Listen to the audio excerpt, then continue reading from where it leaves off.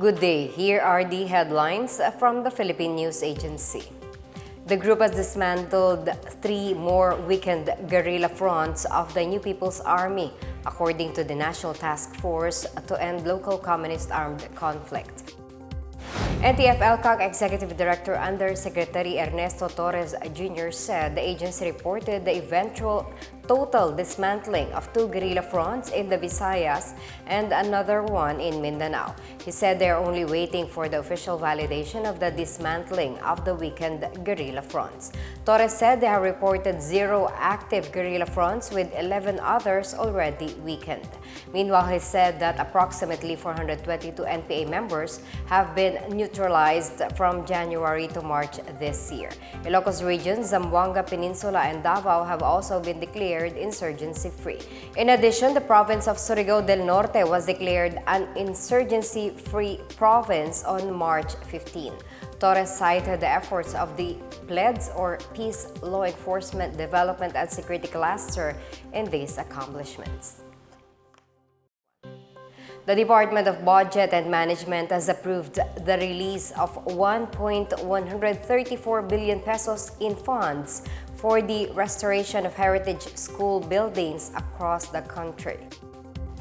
The DBM said a special allotment release order will be issued to the Department of Education for the conservation and restoration of Gabaldon school buildings and other heritage school buildings. Gabaldons are heritage school buildings constructed during the American colonial era. The country has 2,045 Gabaldon schoolhouses nationwide.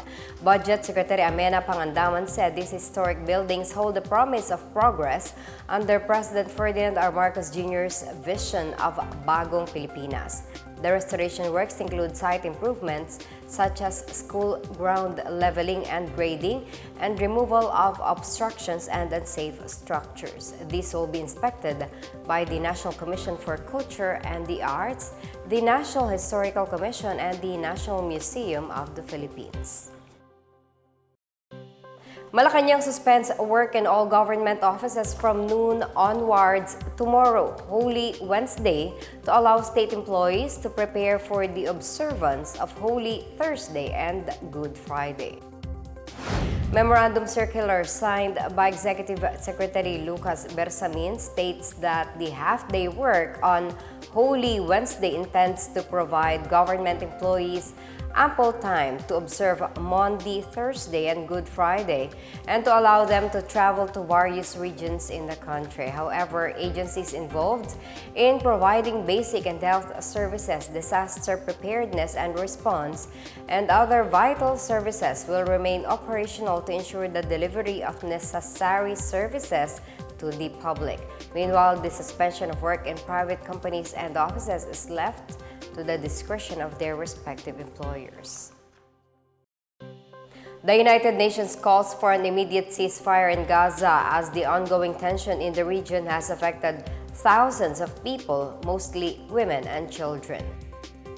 In a social media post, UN Women Executive Director Sima Bahus said that at least 9,000 women have already lost their lives, while over 23,000 were injured in the ongoing attacks on the Gaza Strip.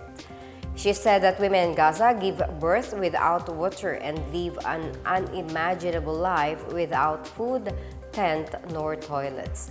Moreover, about 2,000 women in Gaza have been reported missing. Reports also show that the healthcare system in Gaza has deteriorated due to Israeli attacks, leaving around 60,000 pregnant women with no access to medical care, putting the lives of both Palestinian women and their babies at risk. Meanwhile, the United Nations Security Council is calling for an immediate ceasefire between Israel and Palestinian militants, as well as the release of all hostages. This after the United States chose not to vote on the Security Council resolution and used its veto power to protect Israel. The Security Council called for an immediate truce during the month of Ramadan, which will conclude in 2 weeks. It also requires immediate and unconditional freeing of all hostages. Weather Bureau PAGASA expects no tropical cyclone to affect the country this Holy Week. PAGASA said no weather disturbance is expected to enter the country until the end of the week. Meantime, the easterlies will bring scattered rains and thunderstorms over the Bicol region, northern Samar, eastern Samar, and Quezon for the rest of the day. Metro Manila and the rest of the country may experience partly cloudy to cloudy skies with isolated rain showers or thunderstorms. PAGASA also warns that Metro Manila may sizzle under a heat index of up to 40 degrees Celsius today. Dagupan City, Zamboanga City, Davao City, and Cotabato City may also experience extreme heat of up to 41 to 42 degrees Celsius.